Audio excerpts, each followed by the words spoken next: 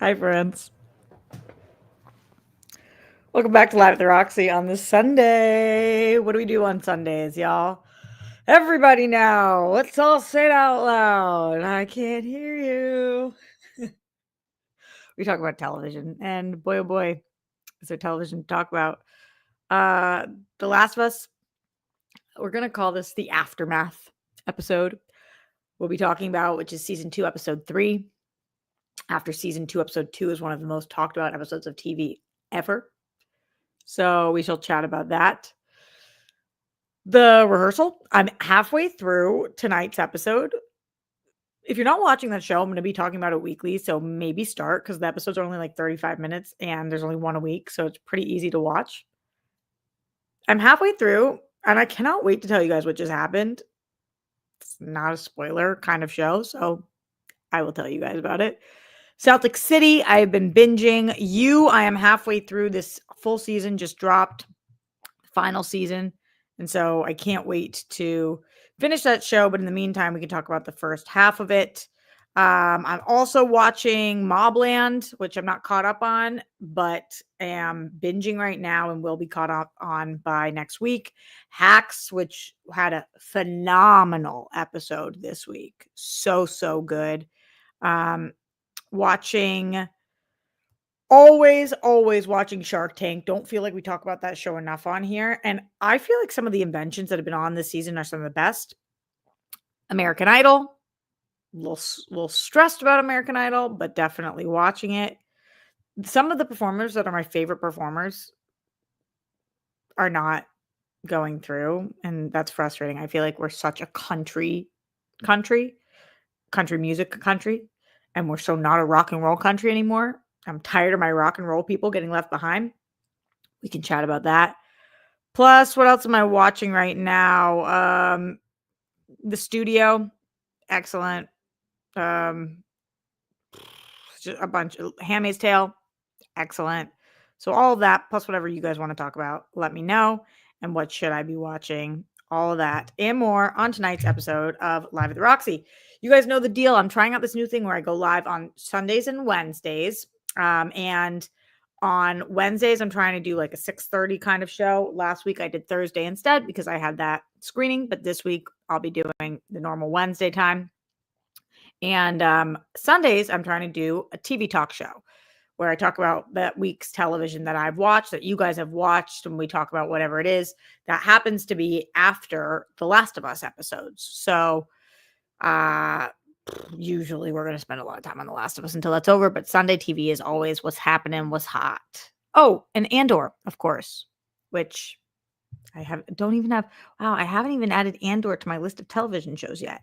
That makes number 44 for the year so far. Andor. And all of this is only because you guys. So if you want to see me continue to go twice a week, please send in support. Streamlabs.com/Roxy Stryer. You can Streamlabs in what your favorite show of the week is, the biggest point you have on television this week, any show that you think that I should be watching, what show that you're binging right now, what show you think is absolute trash, but maybe you can't stop watching anyway, or maybe you did stop watching.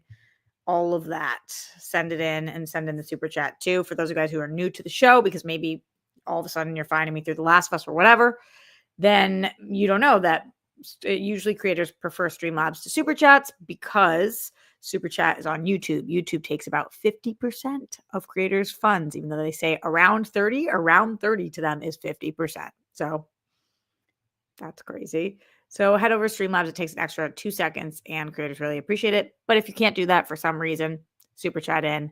Hell yeah. Thank you.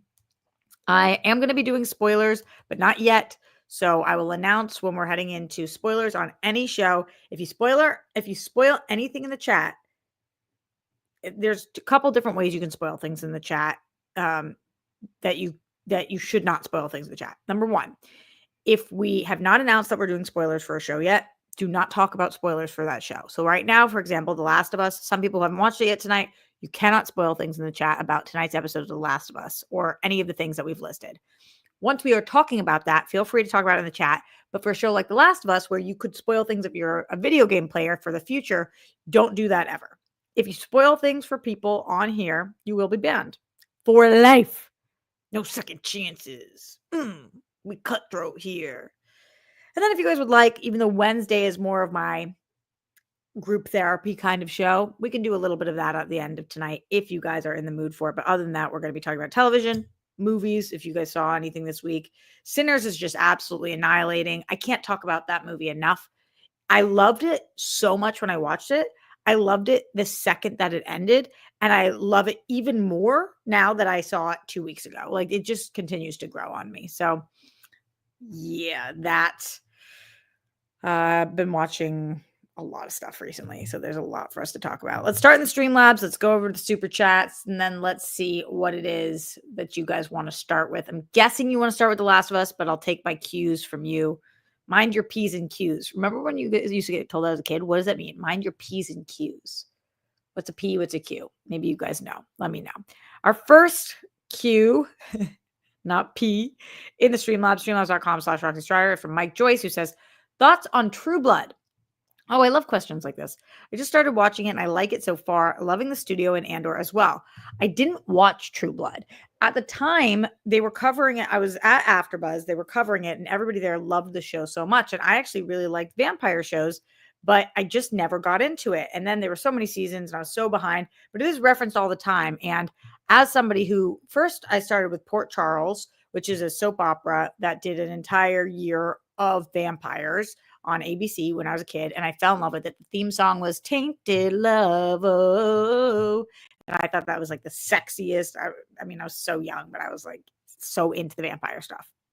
Then I missed the Twilight craze. So I missed Twilight, missed True Blood, but I was always obsessed with Vampire Diaries, which I covered for AfterBuzz, and the spinoff show, The Originals. So I love the category, but I missed it. Should I go back and watch it? There's just so much TV on now. It's so hard to go back and binge something. But it does get referenced all of the time. I'm also loving the studio. Andor I like. And True Blood, I'm not sure on. You guys let me know. Who in the chat has seen True Blood? And is it worth it? I just bagged my own tea. It's a pretty good bag. Pretty good. It's with a honey bush and a ribis. Yum yum in my tum tum. But no rum. Unless you want some. I had the most fun weekend, by the way. Anyway, I'll talk about that afterwards. Okay. So do you guys want to start with The Last of Us? Or do you guys want to lead up to The Last of Us? Let me know. Write in the chat, start with The Last of Us or wait for The Last of Us. Start or wait. Start or wait. I want to hear from you guys. True Blood does not end well. See, that's so hard then to invest myself in a show that does not end well. And time consuming. And how many seasons of that show were there? And how many shows have you watched this year so far? And where are you keeping track of it? I'm just in a notepad. Thank you, Mike Joyce, for that first Streamlabs. Appreciate you. Okay, we got. Oh my God, you guys are so. Start, wait, start, wait, start. All right, the starts outweigh the waits. And because the starts outweigh the waits, sounds like a riddle. Let's just start with it. We're going to jump right in. Starting with The Last of Us. By the time that I'm done with conversation, if you want to mute me because you haven't watched The Last of Us yet, by the time we are done with The Last of Us, I will go like this so you can come back. So if you see me do this, that means that we are done with The Last of Us. So let's talk about it. Full spoilers on The Last of Us. Get out of here if you haven't seen it. Wait for me to wave my hands. Here we go. In 5, 4, 3, 2. Streamlabs.com/RoxyStrider. Send in your support if you want to see me continue to do this TV show on Sundays. We don't know yet if I'm going to continue to do it. It's only if the show performs. So send it in if you guys want me to every week. The person who watches most television, maybe on the planet, talk about TV, send in that support. Here we go. 1. That was the craziest countdown ever. Last week, if you guys remember, I was very mad at the episode. I felt defeated, like a lot of you guys did.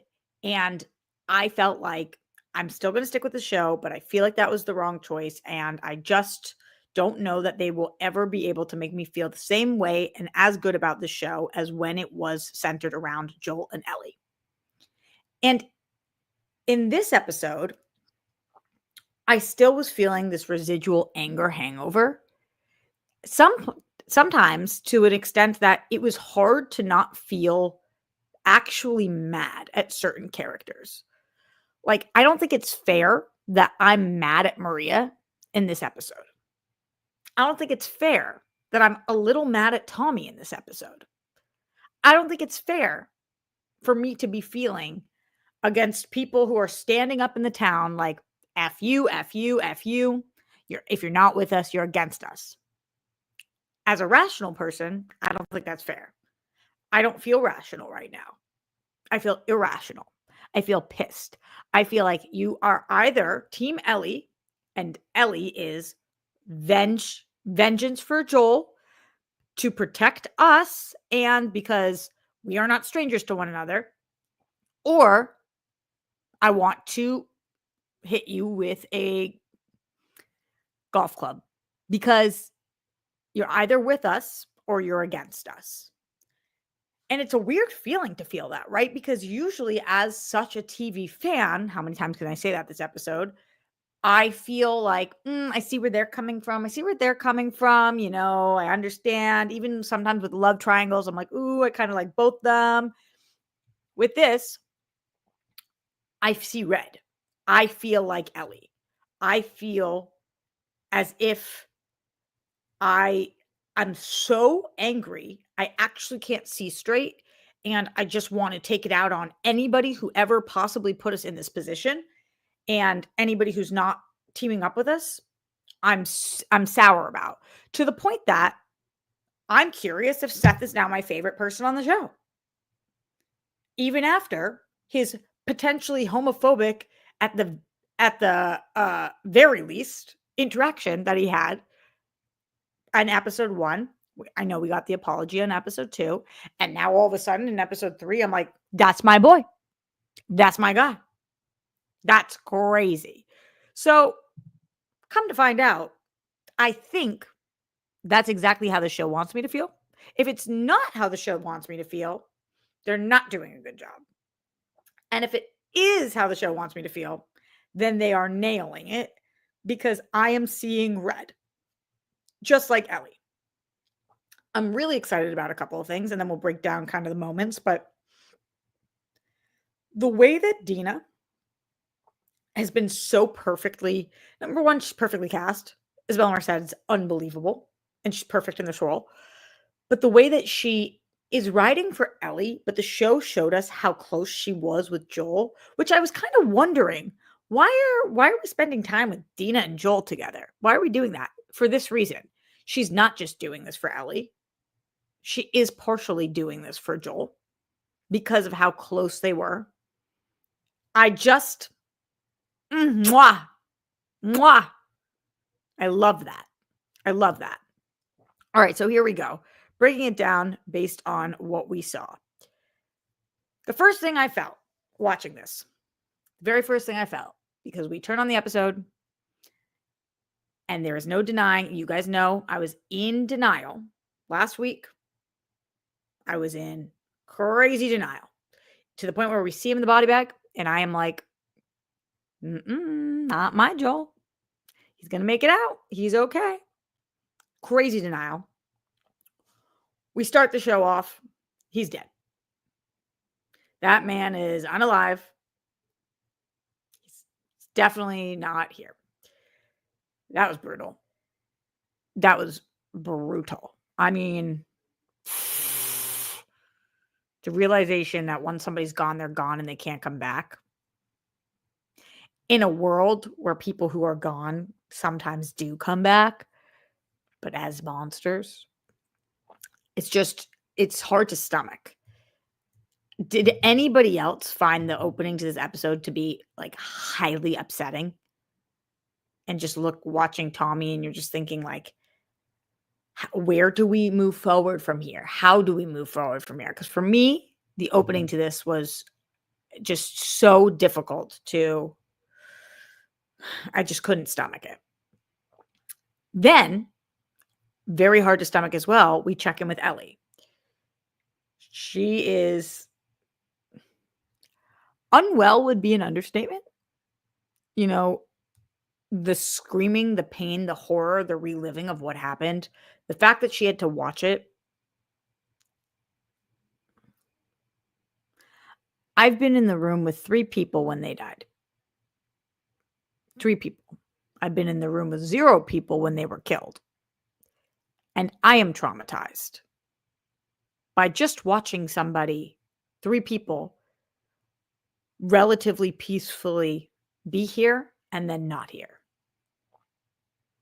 To watch your father figure, your best friend, your complicated relationship with, but best friend, father figure, be murdered in front of you.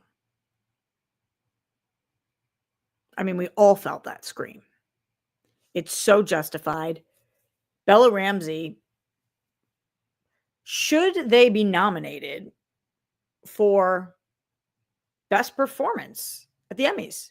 I mean, that's a yes, right? Like, Bella Ramsey's performance is, we feel them in our soul.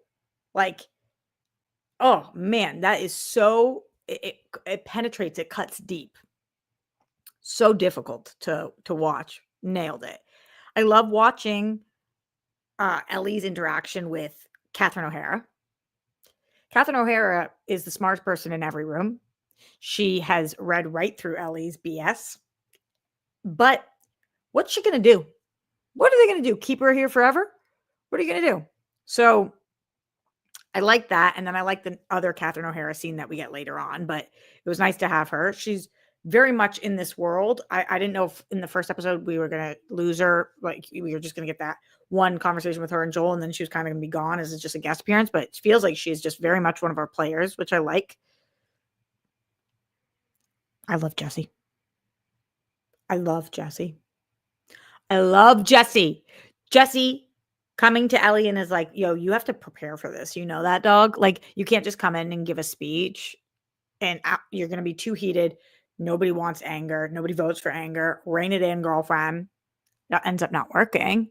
But I feel like Jesse really had her back in that moment. I feel like Jesse is a ride or die. I feel like that makes me very nervous because ride or dies tend to or die on this show.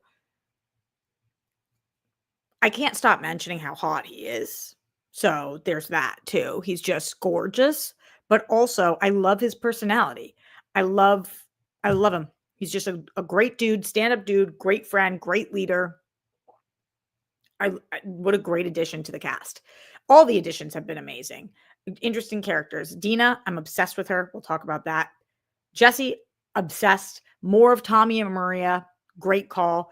Even the characters like Seth, such strong personalities. You hate him, you love him, you hate him, you can't stand him, you want to strangle him. That just great, great additions. Catherine O'Hara's character, unbelievable, unbelievable. So, and even the new characters on the other side. It's good that I hate Abby, or that some people out there are like justice for Abby. She's just doing. It's a good debate to have. So, I think that that's exactly, again, what the show and probably what the video game was trying to do. Dina coming over with the cookies. I was like, this is sus. This doesn't feel like Dina. What's happening here? And immediately, us knowing she had more information, I thought this was brilliant because also, I think what this show continues to tell us is Dina is so intelligent. She hears everything. She is always paying attention. She knows when Ellie's going to break out. She was listening to every single word and name that was said when she's in there with Joel. She's been able to survive all of this time. She knows exactly what she's doing in every moment. And for her to be like, yeah, Ellie, I wasn't going to give you the names while you're in the hospital because I knew you would have left, because she knows her so well. She's got a high IQ. She even has a higher EQ. This girl is perceptive. I understand why Ellie is in love with her. Aren't we all? is Dina not just the absolute most lovable person? She's beautiful, so smart, charismatic. And then, like, when she's out drinking or smoking, whatever, carefree, flirty, fun. She is just so lovable. And I'm hoping that also Dina realizes how amazing Ellie is. Ellie is the fiercest, the most loyal, uh, the absolutely like wild card in scenarios. And those usually make pretty good pairings. I feel like Dina is the golden retriever to Ellie's black cat in a lot of ways.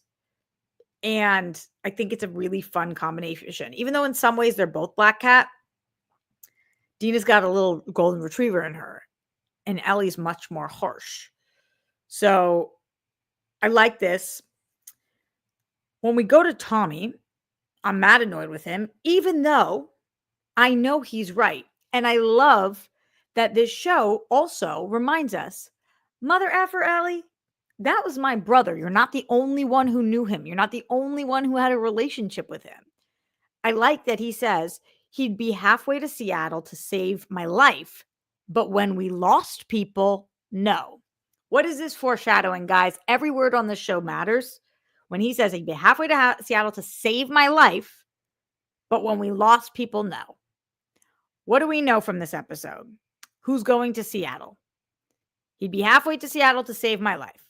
We know that Ellie and Dina are going to Seattle. And we know that Tommy says that Joel would go halfway to save his life. That's got to be foreshadowing because we see Joel's not coming with them. And if eventually we need to get Joel in Seattle, we know he's not going there because his brother died. So very likely, if we're going to get, Tommy in Seattle, we know Tommy's not going there because his brother died, but he would go to save somebody's life. So I think that was a very key line for us. And I don't know whether that's Dina or Ellie or somebody else or something happens, but that stuck out to me so heavy that he's not going to go for vengeance, but he will go for a rescue mission.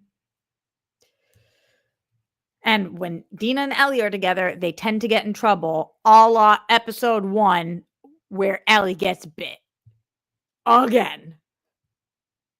All right, I want to go through the next half of the episode. However, in the meantime, or before I do that, you guys have a lot to say right now, and I absolutely love that. So let me get to the super chat. Let me get to the Streamlabs. Send in your thoughts on this episode. Send in your thoughts on television in general this week. What shows are you watching? What shows are you recommending? What shows did you think absolutely stunk? Anything to do with TV, that's what we're talking about. If you want to throw in some movie stuff, absolutely do that. But here we go in the Streamlabs. Or actually, let's start with this super chat right here because it's massive support from Tim Sim. Let's go, Tim Sim. Thank you so much, dear, for that support. For those devastated by the end of episode 2, just know from episode 3 onward and into the next season, you're about to experience what I believe is the darkest, most brutal, and heartbreakingly beautiful story ever crafted from having played the second game. That's as much of a spoiler as I'll take. That's the extent. That's the only thing I want to hear. But Tim Sim, thank you for letting us know. I'm glad that this worked for you. I'm hearing mixed things from people that have played the game. Some of them say this was the turning point where they don't like it anymore, but they did finish it.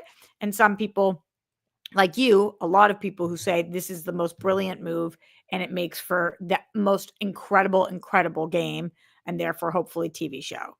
So I hope that is how I feel, Tim. I want to finish the show and love it. Season 2 doesn't end video game number 2. And so because of that, I wonder if after this final season, this season 2, if I'm going to be feeling not fulfilled because it'll be like being halfway through the video game. So I don't know who I'm going to be yet. And I hope that just by the time the series is done, that I feel like Tim Sim feels and not like some of the other people have been saying that this is the worst decision they could have ever made and it ended up sucking. DK in the Streamlabs, streamlabs.com/Roxy Striar said, looking forward to coverage of Andor, The Rehearsal, The Studio, The Last of Us, and some Rex from the TV Queen. Yes, DK. Thank you for this. I really appreciate that.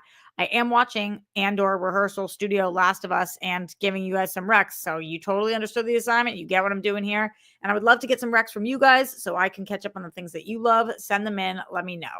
RQMDSMD in the Streamlabs. What's up? RQMDSMD, streamlabs.com/Roxy Striar. Hi, Roxy. Bella Ramsey and Isabella Merced have been great so far this season. I mean, I think personally that is undeniable. I think that is personally undeniable. Anybody who thinks that Bella or Isabella, oh, I never even thought about the fact that they almost have the same name. Anybody who thinks that Bella or Isabella are not absolutely phenomenal actors, I actually don't trust your opinion in life. They are knocking it out of the park. There is not one bad performance on this show. There is not one decent performance on this show. Every performance is flawless. I have to look up who cast this because just the greatest casting. The greatest casting. Don't even get me started on Jesse. No, I already started on Jesse, but and if you've looked up the character that he plays in the game, he's hot too. So, and I think that Caitlin Dever absolutely brought the house down. Everybody, yeah, perfect casting, yeah, all the chemistry. The Last of Us is smashing. Not one note do I have. That's how I feel. Okay. So, yes, I'm with you, RQMDSMD. Perfect. They've been so great together and so much chemistry in that will they, won't they is eating me alive. The tent scene. The tent scene. We will get there. Handsome Ransom in the Streamlabs, streamlabs.com/Roxy Striar. Aloha, which I previously read as Ola. Little under the weather. Oh, I'm sorry. So I stay for the whole live stream. Just sending love and support as always. Highly recommend Accountant 2, by the way. Really fun theater experience. Thank you for making the world a better place. Wish me luck on my new job, by the way. Handsome Ransom. The absolute best of luck. When are you starting? Tell us the whole situation. Best of luck. You absolutely deserve all of the stars and more, all the flowers and more, all the best coworkers and more. Accountant 2, I'm excited to see. Obviously my Boston boy, and I think I'm going to rewatch the first Accountant with Grammy and then try to get her to see Accountant 2 with me because I think she would like it. That's my plan as of now. Streamlabs.com/Roxy Striar. Super chat in. We are still talking about The Last of Us. So send in everything about The Last of Us. But also, if there's any other television show you want to talk about this week, from Andor to You to Celtics City to Shark Tank to American Idol. Guys, I rock the high-low here. I love competition shows. I love prestige dramas. To the studio, to anything you guys want to talk about television related or even movies if you would like. Send in the Streamlabs or Super Chats. We'll get to it after The Last of Us. Okay. So I think that was Tommy letting us know something. I also, like I said, don't talk to me like I didn't know him. He's got rage inside him too. And we've heard some stories about Tommy. Are we going to get vicious Tommy at some point? I don't know. But are we going to get rescue Tommy? At some point, this line is going to matter. All right. The Scarhammer people, crazy. Crazy.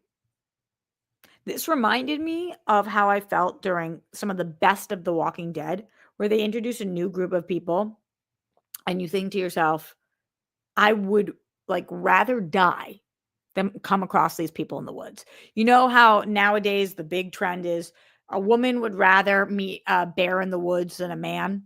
And people say, would they rather meet a bear or a man? Would you rather die or come across the Hammer Scar people?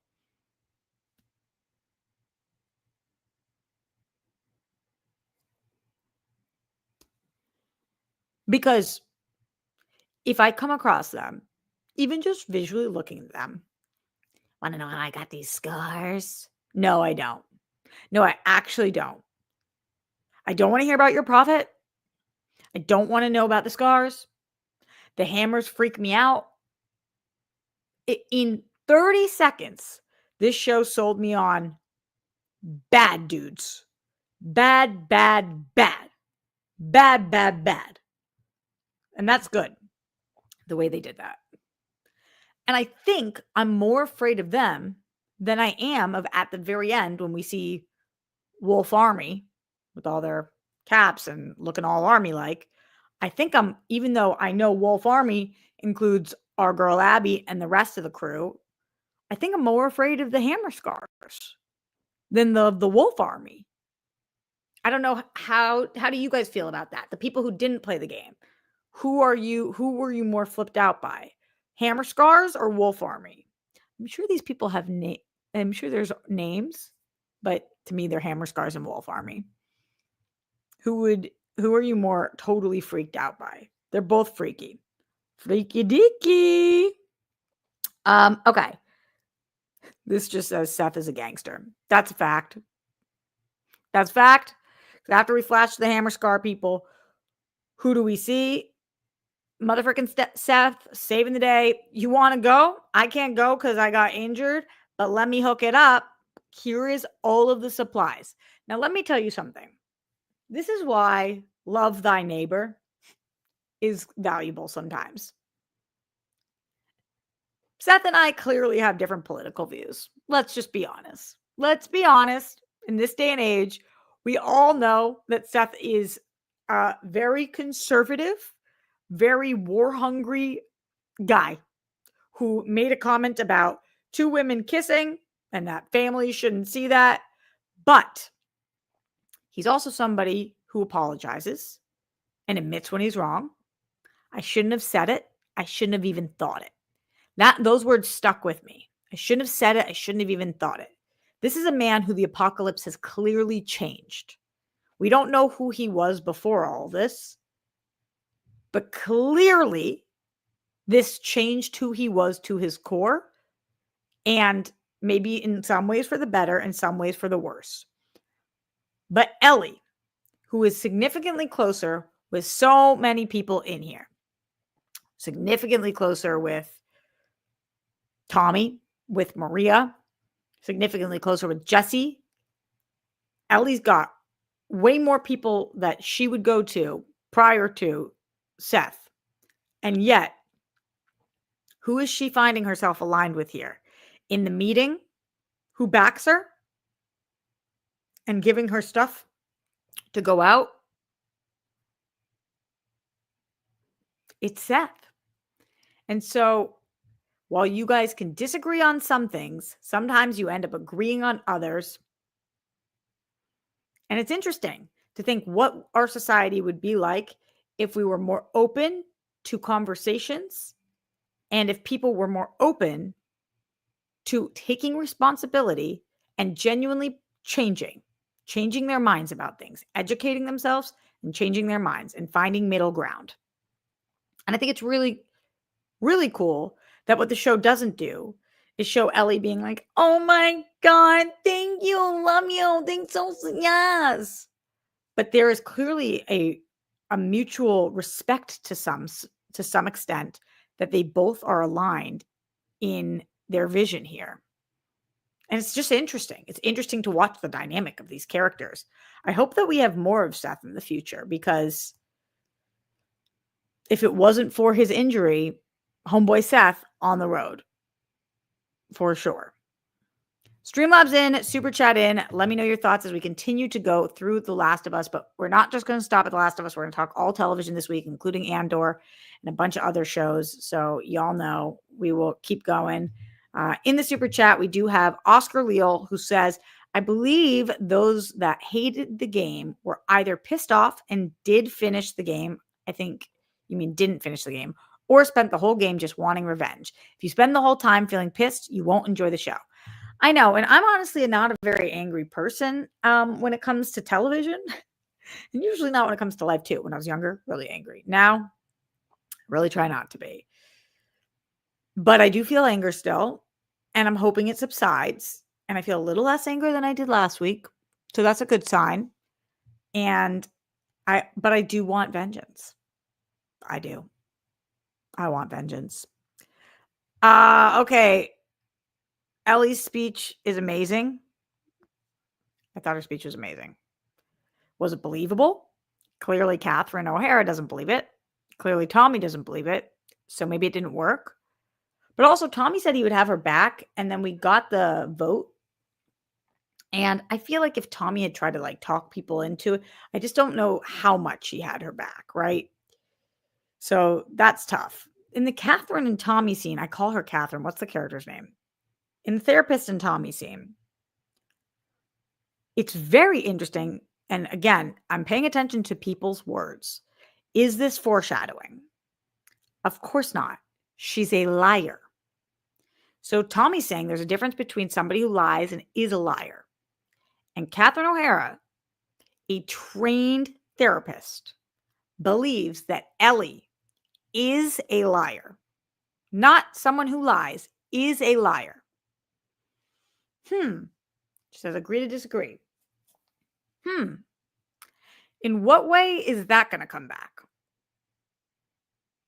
In what way is that going to come back? We know Joel to be someone who lies on account of the fact that this entire thing is about the fact that he lied to Ellie. We know that Ellie says, I'll accept whatever decision the council made, and she doesn't. But do you guys think Ellie is a liar? And is that something we're supposed to remember? And will that come back later on, in which we think she's telling us the truth about something, but in fact, she's a liar? I wouldn't even be thinking twice about it if any other character called her a liar. But this is her therapist. This is the woman who is a therapist. It's her job to understand who people are and why they do what they do. And she just called our main character a liar and differentiated someone who lies from a liar. Interesting. I think that they're very careful with their words on this show. So that Tommy moment earlier and this moment now will really stand out to me as things that the show is saying to us. Do not forget this, or you will be blindsided by something. And so I'm hearing you loud and clear, show, or they're just fun lines and interesting. Could be that. Could totally be that, but that's what I'm thinking. Okay. In case Dina not letting Ellie go alone, iconic, obsessed with her. Us stopping at the cemetery.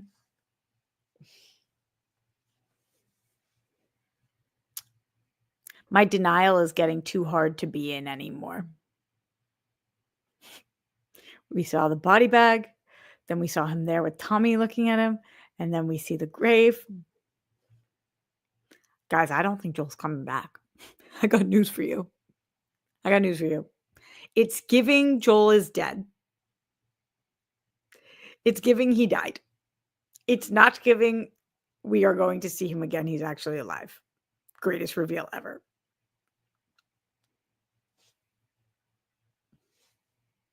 It's not giving that. Bummer. Like, I'm not ready to accept the truth, and yet they're shoving it down my throat.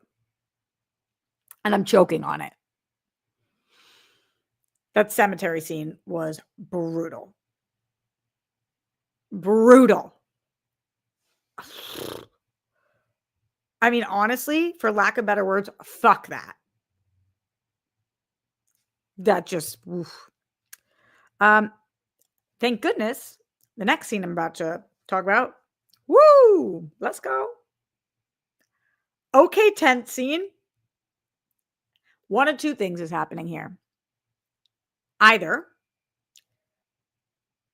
Dina's in love with Ellie too, because she says, I wasn't that high. Or Dina's straight and she was doing it to see what kind of kisser and mess with Jesse. I really hope it's not that one. Because Dina, as I've told you in the beginning of this episode, Dina is unbelievably aware and smart. She knows Ellie's every move. She knew not to tell Ellie what was going on with who the wolves were until she was out of the hospital. She knew when to go to Ellie's, and because Ellie was going to be leaving, she knew to go to Seth to ask for the weapons. She is so aware of everything. She's so aware.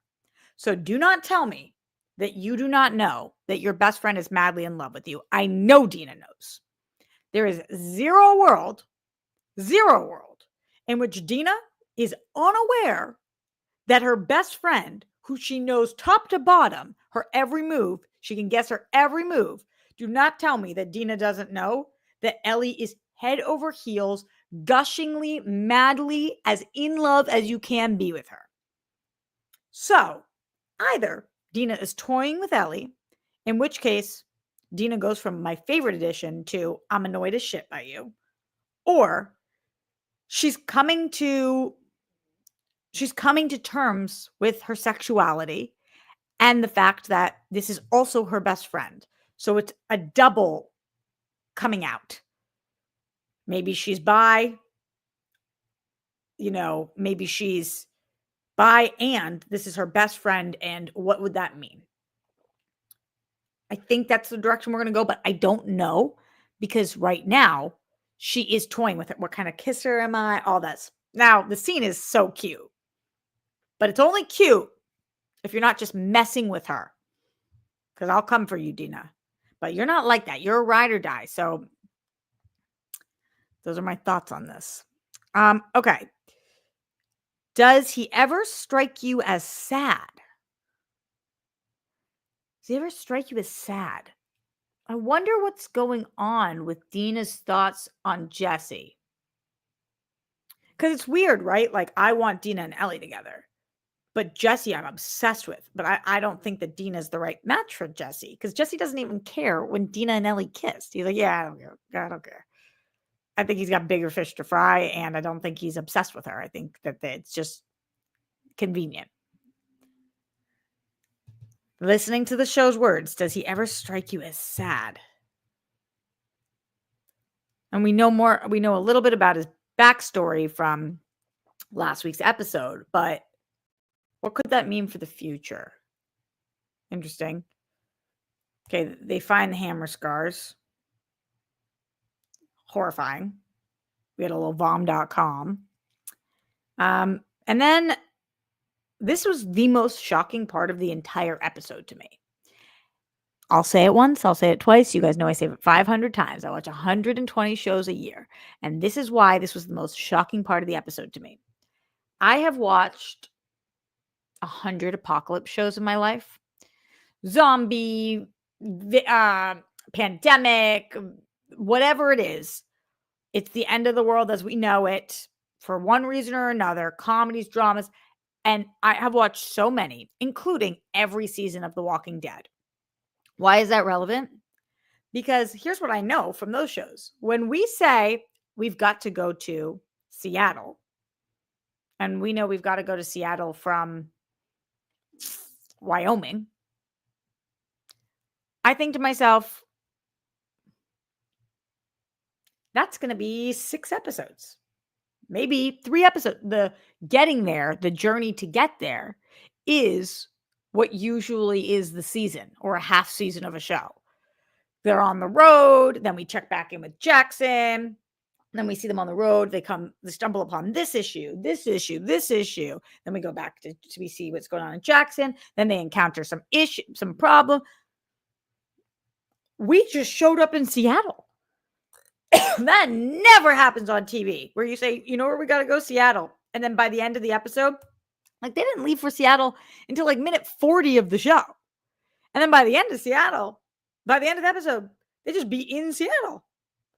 Now, I actually like that because just get us there. we know where we need to end up, and I want us to get there. And I actually don't really care what happens along the way, unless you're going to show me a love story. But that's clearly not how you guys are going to spend multiple episodes on traveling. So I actually like that this show is just like, yeah, we know that most apocalypse shows, if they say they're going somewhere, the whole season or half season or multiple episode arc is going to be how are they able to get there.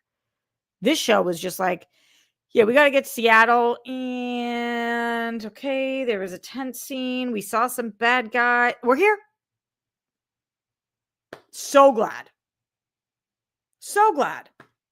There's no random one-off episode. We are on a mission for payback for Joel. I don't need us to stop around. That never happens. Never. So it was a little jarring for a second because I was like, holy crap, why are we in Seattle right now? But then I was like, hell yeah, we're in Seattle. Next episode, we are already here. I don't need to be like, we're going to bippity boppity boop around. We're here in Seattle. Great.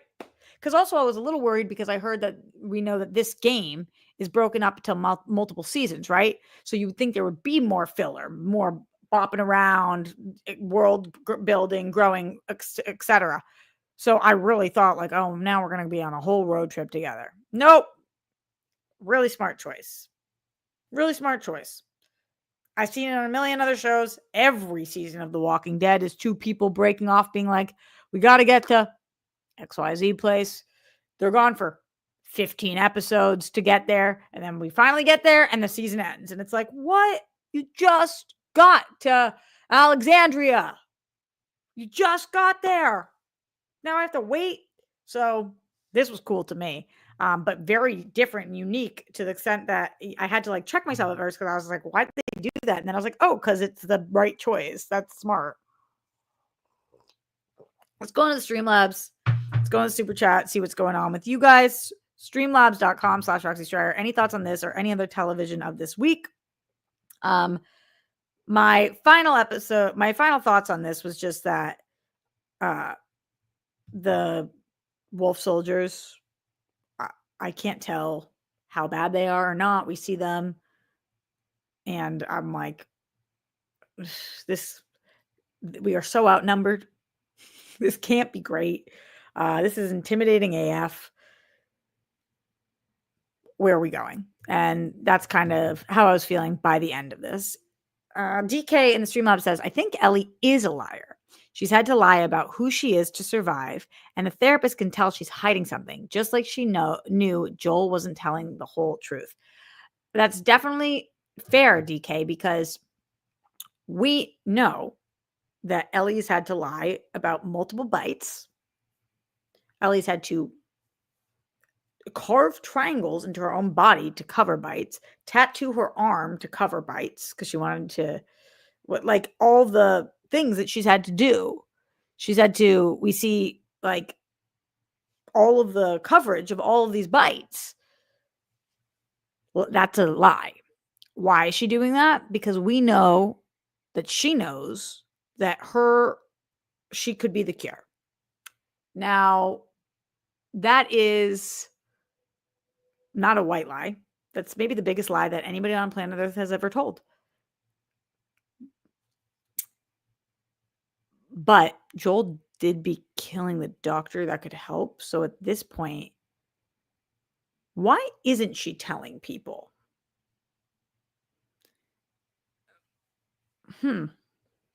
Why isn't she announcing to everybody that I cannot, that this doesn't affect me the same way? So it is a big lie. When she says she is a liar, it is true kind of that her entire existence is a lie. And was started from a lie. Last season, we saw when she was born, her mom says to Marlene, I cut the cord before I was bit. I promise. And that ain't true. That is not the truth. So from start to finish, it's one big lie. But how else does that manifest? What more does that mean? What could that potentially mean in the future? That we do not know yet. Streamlabs.com/Roxy Stryer or super chat in. Let me know your thoughts on The Last of Us. We've been talking about this one for a minute. Leonard Kim says, first and foremost, 3 down, 1 to go. Hashtag bleed green. Yes, thank you, thank you, thank you, thank you. It's just like magic. I'm obsessed with the Celtics, and I love Celtics City, and just hell yeah to the Celtics. I'm loving Ransom Canyon. That's the number 1 show on Netflix right now, and I'm not watching it. Is it worth it? That's the Minka Kelly show, right? 2 reality game shows that I binged are Got to Get Out and Battle Camp. Oh, Battle Camp keeps popping up for me. Not hearing buzz for Doctor Who. Loving it. It's only the end of April. I'm already 70 shows deep. Sheesh. Okay, but are any of those repeat shows or things that didn't come out this year? Because the only shows that I count are shows like nothing that's a repeat show. So like if it's The Bachelor had 2 seasons, I only do one of them. And nothing that didn't come out this year. It has to have come out in 2025. Because I don't count any of my rewatch shows or shows that I go back to binge. I'm not saying that you can't count them, but just that's my parameters. And then I want a full list of what they are because that is unreal. Go Leonard. Get a Leonard. All right. So RQMDSMD in the Streamlabs, streamlabs.com/Roxy Stryer said, just sending some love. Thank you, RQMDSMD. You guys are the only reason that I'm able to continue to do the show on Sundays and Wednesdays. I would like to keep continuing doing it. So thank you for the support.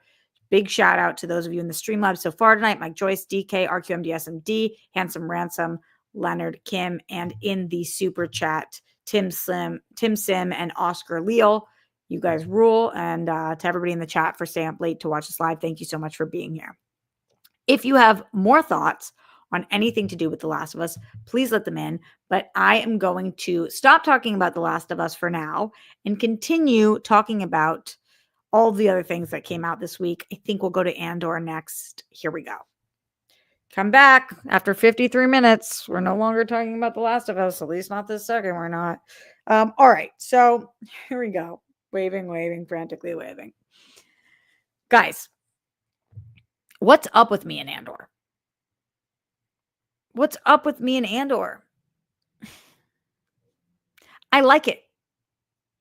I liked the 3rd episode so much more. When does Andor drop? On Tuesdays? What days Andor drop? On Mondays? I think it's on Mondays. I watched the first 3 episodes of Andor.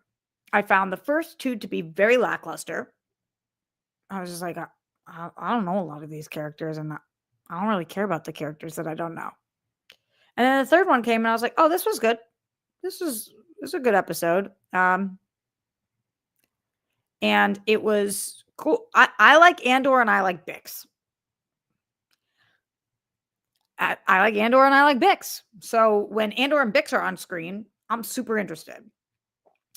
Whenever we're sitting around the table talking with the Mar Mothman, I don't know how to say that woman's name. Y'all know her way better than I do. I don't be knowing Mar Mothman. We're always around the table, and all the men be around the table, and we're talking and we're wheeling and we're dealing and we're talking about different people and planets and places and races, and I don't be knowing what they're talking about. I have to stop every 2 seconds and Google, who is blah, blah, blah? Where is da, da, da? Why does da, da, da not like da, da, da? Who is fucking? And then I thought that I was understanding what was happening. And then I end up talking to Steph, fellow World Girl for Life, Steph Sabra. And I was like, oh, blah, blah, because Mom is in an open marriage. And she was like, what are you talking about? And I was like, yeah, she's fucking all these guys. And apparently she's not fucking all these guys. I made that up. But I feel like she's in love with everybody but her hubby. And she'd be on the flirt fest. And I'm not out here trying to flirt shame anybody, but I just thought that's what the show was telling me. I was confused around the Stellan Skarsgård thing. I did not even realize that it's the same person. But they had him 2 different. I mean, it was confusing. He looks so different. The wig thing. Steph's like, no, he's just like pretending. I feel dumb as shit watching this show. And this is why it's confusing. How come I can watch Severance and I can come to you guys and I know 50 characters' names and I care about 50 people and I go down every rabbit hole and I can tell you guys up, right, left, and center every confusing sci-fi theory of that show. And then I come to Andor and it's like it is in a different language. And it's not one that I have ever heard of. Or not only do I not speak it, it's like it's not even a language to me. It's an alien. I don't get what's happening sometimes. So when I get it, when there are things that I get, and when it's Cassian and Bix, I'm like, yeah. And then when it's all the other stuff, I'm like, what is happening? I need somebody to explain this. Now, I also hear the first 3 are the worst 3. So I'm really looking forward to the next 3. And yeah, I hope that I love this as much as other people do. Because people love this. They say it's one of the best television shows. And I want to be people. I love loving what people love. I love to be in the mix and be talking about all the things and be theorizing and be, stick it to the man and fascism. But also, you guys, you dropped the R word, the SA word. You had this really scary moment. And now I need to see you guys address that. I know it's going to be a year later, but that would affect her for the rest of her life and how she interacts with people. So we'll see. We will see. Yes, I watched the first season. Yes, I watched Rogue One. So I don't know. I don't remember Rogue One at all. I watched a long recap of the first season last week before this to be like, okay, refresher. It didn't help. It did not help. I do focus on the episode and keep my phone away. I never look at my phone during, except when I pause to Google something. But as a fellow artist, I just don't be on my phone during television. There's a couple shows I'm on my phone during. Kardashians, Shark Tank, American Idol. But for my scripted shows, I'm never on my phone. Except to Google things that I don't understand in this show. But that's it. It's just a lot going on. It's just so much. I'm like, oh my God. There's a lot. I mean, a lot. But then there's some moments where I'm like, that's killer. Like when Cassian finally shows up. And when Bix kicks butt, I'm like, get him, Bix. Yeah, I love Bix. All right. Streamlabs.com/Roxy Stryer. Super chat in. Send in your thoughts about television this week. RQMDSMD said, so far for me, Andor is good, but not great. That is how I feel. It's good. Solid. Not great yet, but I'm hoping that we'll get there, which would be really nice. Okay. So I wanted to ask you guys, who's watching The Rehearsal? So there was an episode 1 of season 2 last week. And then episode 2 is tonight, but I've only seen the first half an hour. But the most batshit thing ever just happened on the show. I mean, all the things on the show are batshit, but basically I don't know what this season is yet. Tried to yell over it so that it doesn't mess up my monetization on the show, which is why we're not playing music on the show. But that's where I am at in the episode. Let me tell you guys what is happening. This show, Nathan Fielder is a genius and he's also a madman. And what he's doing here, I don't even know what the premise of the show is yet. Something to do with pilots and figuring out why all these plane crashes were happening and whether people in the cockpit aren't communicating with each other. Something to do with that is what this show is about. This isn't the same thing as Andor where I'm like, I'm confused. It's supposed to be confused. We're not supposed to know where we're going yet with The Rehearsal. But the craziest thing just happened. I'll just tell you guys, the middle scene in the episode tonight is batshit. So Nathan Fielder is interviewing this pilot after being told that this pilot makes inappropriate jokes and stuff. He's sitting down with the pilot And the pilot's like, yeah, I'm always, I usually am silent around the women in the cockpit now. Like I don't talk to my first officer or whatever. Um, and Nathan's kind of like, why are you nervous? And he's like, because you could say something that could like take your joke the wrong way. And then it comes out that this pilot, I mean, this is a pilot. This pilot has been banned from, he says he's been banned from every major dating app. Like he lists 5 of them, as well as Instagram. And that is a man flying us in the sky. Now, he's not saying why he's been banned, but I'm sure it's about quote unquote all those jokes that women must be taking the wrong way across the board. It is just so scary who are in positions of power that lack such judgment. It's crazy. Like you would think there'd be no correlation between somebody who's sexist and if they can fly a plane. And perhaps he absolutely can fly a plane. But it's not just you and it's not an island. And that's not somebody that I would think would be capable of the best judgment calls, which are something that would be highly important for a pilot to be able to do. So I do think that Nathan Fielder is kind of onto something if what he's trying to do is figure out why there's a lack of communication in the cockpit. And there's a plethora of reasons, but one of them is some pilots just be out here saying very inappropriate things to their co-pilots. Like, why have you been kicked off of, he names like Hinge, Bumble, kicked off of every dating app? And you're a pilot. What did you say? Somebody was like, yeah, I've been kicked off of 1 dating app. I would be a little hesitant, be like, what happened? 5? And Instagram?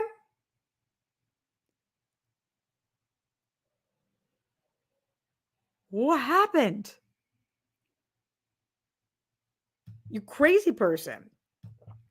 Streamlabs.com/RoxyStrider, super chat in. I'm going to continue watching the rehearsal, continue talking about the rehearsal. So make sure you watch the rehearsal if you want that part of the conversation. Susie in the Streamlabs. Hi, Susie. Yes, I miss you.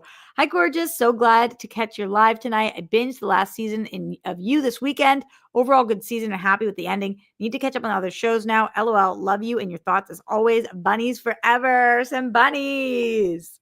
Wow, we haven't done bunnies in a while. Susie, you are the best. Susie is an OG. Obsessed with Susie. I have not watched all of You yet. I've just watched half of You. Let me give you guys my thoughts on the first half of You so far. I think that it is so crazy as a society that we love this show that is about a serial killer stalker who continues to get with the hottest women because he's hot. And every time it kind of fools me where I'm like, maybe this toxic love is so great. And then every time it's like, oh, wait, no, Rox, this is a psycho killer. Like the show is so unhinged. It's not like Dexter. It is like, it's like if Baby Reindeer and Dexter had a baby, I guess. It is batshit. And I'm liking the season a lot. I'm curious how they're going to end it. I'm glad to hear that you liked the ending and looking forward to it. Looking forward to it. How do you guys feel? What are you watching right now? What do you care about? Let me know. So far, we've talked about The Last of Us. We talked about The Rehearsal. We've talked about Andor, and we've talked about You. Only little brief thoughts on Celtics City. The finale is coming up. Is it tonight? And I love the show. I can't recommend this highly enough, and I think that a lot of people are deterred to watch. They're not watching Celtics City. They're deterred by the title because Celtics City makes you think that you need to be a fan of the Celtics, and even if you're not a fan of the Celtics, it makes you think you need to be an NBA fan. But Celtics City is much more about about Boston as a city and the changes from the 1950s till now. We are dealing with hatred and race and riots and people being treated one way on the court and another way off the court, and how the news is covering certain things. And I think it is really interesting because people have said many times to me, and I'm sure if you're from Boston, this has happened before too, where people will say, isn't Boston a racist city? That's a question that's been asked to me my whole life. But sorry, not my whole life in LA. In Boston, obviously that's not a question that's asked. When you leave Boston, people say to you, is it a racist city? Is it a racist city? And I find it to be an incredibly liberal city. This is something that I talk to Coy about all the time. But we have an extremely racist history. And one of the first things you need to do in order to change is address your history. And I think that this show is working on addressing a lot of Boston's history. And it is interesting to watch. It's heartbreaking to watch. It is exciting to watch and hopeful, depending on which era we're in. And I think that they're doing such an incredible job with this through the lens of it being a Celtics show. But watching some of my heroes like Bill Russell talk about this, and people talk about Bill Russell talking about this, and watching Bill Russell's daughter talk about this, and Bob Cousy, and hearing, because it's some of the interviews that they've done, but also for the people who've passed, they've got interviews that they previously did. Now the Bill Russell stuff, also the horrible history of some of the things that have happened in the Celtics and on the Celtics, and the tragic history of the Celtics. So it is about basketball as well. And it is about the NBA. It's also about the city, and it's also about the time period, the decades. I highly, highly recommend this show. I think they're doing an amazing job, and you'll be able to binge the whole thing. If it sounds of interest to you in any way, shape, or form, I think you should check it out. And it's an HBO show. So obviously it's super duper well done. Very, very well done. That's my pitch for Celtics City. It sounds like I have stake in it, which I really don't, but it is just that good that I feel like only people I know who are watching it are Boston fans, and it's for more than just Boston people. Streamlabs.com/Roxy Stryer. AJ Lancaster in here says the second half of the episode of The Rehearsal is the craziest thing he's done. Oh my God. I cannot wait to watch. Also, have you seen Your Friends and Neighbors? With all the good TV going on, it's easy to miss, but it's so good. Really? The next thing I want to watch is, what the hell is it called? Like sex. Are you ready for sex or something? I forget what it's called. Something with sex. That's the one that's on my list next. But Your Friends and Neighbors wasn't even on my radar as something that I should watch. So let me know. Who else is watching that? I love when you guys give me recs. And maybe I shall watch. I shall. Dying for sex. Thank you, Leonard Kim. What did I say? Are you ready for sex? Are you ready for sex? Well, honestly, are you ready for sex and dying for sex? It's kind of two sides of the same coin. Just saying. Okay. Other shows that I am watching right now. Mobland. I'm almost caught up. I like this show. It's a big week for Tom Hardy. Bummer that people aren't liking his movie. I didn't see it, but it sucks when things aren't getting good reviews. Hacks, phenomenal episode. Oh my God. Hacks is so good. Hacks is the greatest. Hacks is so good. If you are a fan of comedy, you have to be watching Hacks. It is just, man, and I love this like back and forth dynamic between our two women leads, just our two leads, but they're watching the actual production of this late night show was so cool. A+. I'm liking this even more than last season so far. So that's fun. And we've got a fun new motley crew of people in the writer's room. So Hacks is just mwah, chef's kiss. Handmaid's Tale is making me so devastatingly sad. I thought that this whole season was going to be about like, yeah, we're fighting back and we're kicking ass and we're going to get them all. And instead, this season is like, we are going to SA people and attempt that. We are going to keep on murdering the people. We are going to show you how dark things really can get. And I'm like, I thought we did that. It's an excellent show, but I thought we did that. You guys have been showing me for 6 years how it gets dark and then it gets darker and then it gets darker for more people and then it's dark for all the people and then it's horrible and it's sad and it's depressing. This season's supposed to be about getting the power back and vengeance and honor and glory for the good guys. In this episode, I was like, are you guys kidding me?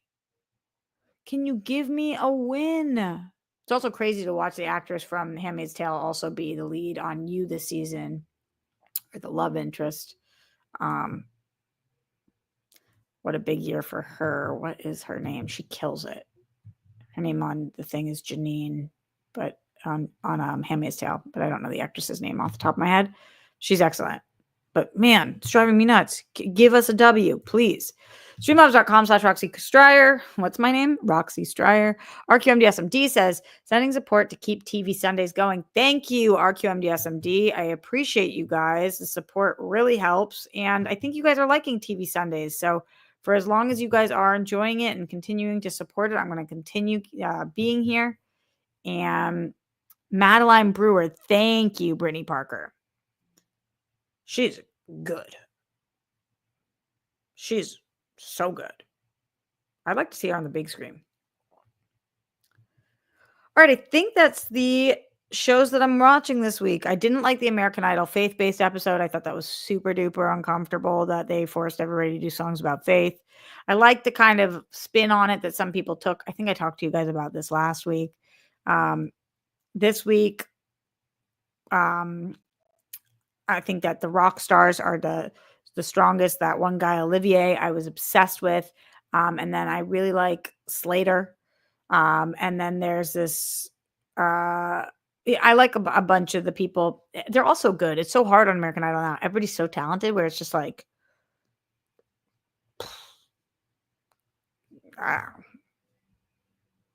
how do you pick a winner? You guys are all so much more talented. And then I think like I'm watching American Idol. I'm like, can I sing like that? And then I try and I'm like, oh no.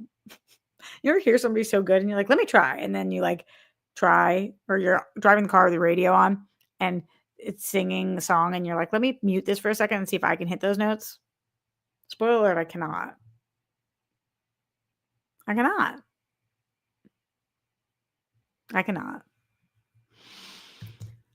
Well, it's getting pretty late and I have not eaten dinner, although I did go with Grammy for Froyo, and my cousin's out here and he came with us, which was so great.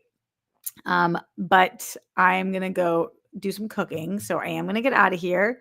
So send in any last minute questions, comments, concerns. Shout out to Tim Sim and Oscar Leal for the super chats, and RQMDSMD, AJ Lancaster, Susie, DK, Leonard Kim, Handsome Ransom, Mike Joyce in the Streamlabs. You guys are the reason we're able to be here for TV Sunday. I will be back on Wednesday. If you want to see me for the rest of the week, then I will be on Christian Show on Tuesday. I will be all over Real Rejects all week on the social and on their YouTube, continuing to cover The Last of Us, which will drop tomorrow morning. My reaction with Tara and John. And if you're looking for the gamer reaction, that already dropped tonight. On Friday, I'll be here with DJ.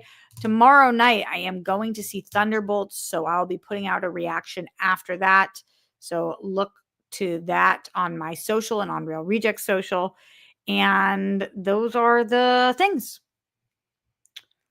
It's a lot of things. Is that a spoiler alert, though? What a spoiler alert. Brandy, what happened?